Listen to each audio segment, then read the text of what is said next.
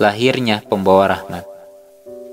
50 hari setelah penyerbuan pasukan Abraha ke Mekah, lahirlah seorang anak laki-laki keturunan Abdullah bin Abdul Muthalib.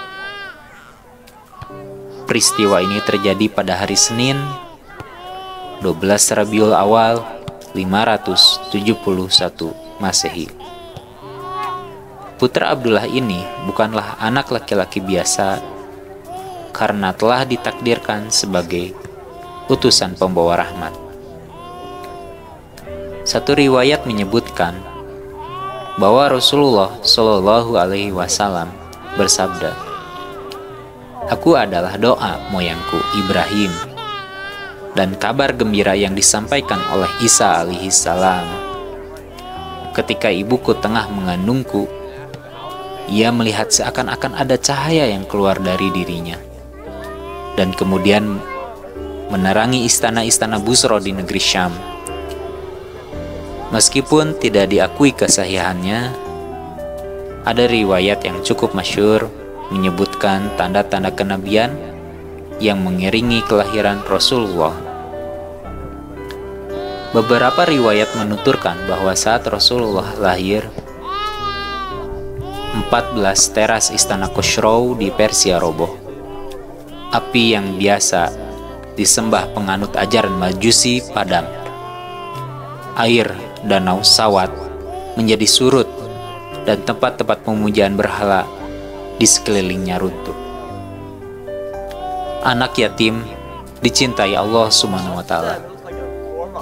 Dalam Islam, anak yatim dan yatim piatu mendapatkan perhatian khusus dibandingkan anak yang memiliki orang tua lengkap. Dalam surat Al-Ma'un dan Ad-Duha tertulis jelas bagaimana seharusnya memperlakukan anak yatim. Kedua surah ini merupakan bukti betapa Allah Subhanahu wa Ta'ala mencintai dan melindungi anak yatim. Nabi Muhammad Shallallahu Alaihi Wasallam juga anak yatim, dan Allah sangat mencintai beliau. Hikmah status Rasulullah Shallallahu Alaihi Wasallam. Status Rasulullah Shallallahu Alaihi Wasallam sebagai anak yatim membawa hikmah yang sangat penting bagi penyebaran Islam. Para penentang dakwah Islam tidak memiliki alasan untuk menyatakan bahwa ajaran yang disampaikan Rasulullah telah dipersiapkan oleh ayah dan kakek beliau dengan tujuan mendapatkan kedudukan duniawi atau menjadi orang terpandang di mata manusia. Di Hitan, di usia 7 hari. Menurut riwayat Ibnu Hisham, Abdul Muthalib segera menjenguk Aminah yang baru saja melahirkan. Beliau segera menimang anak dari almarhum Abdullah.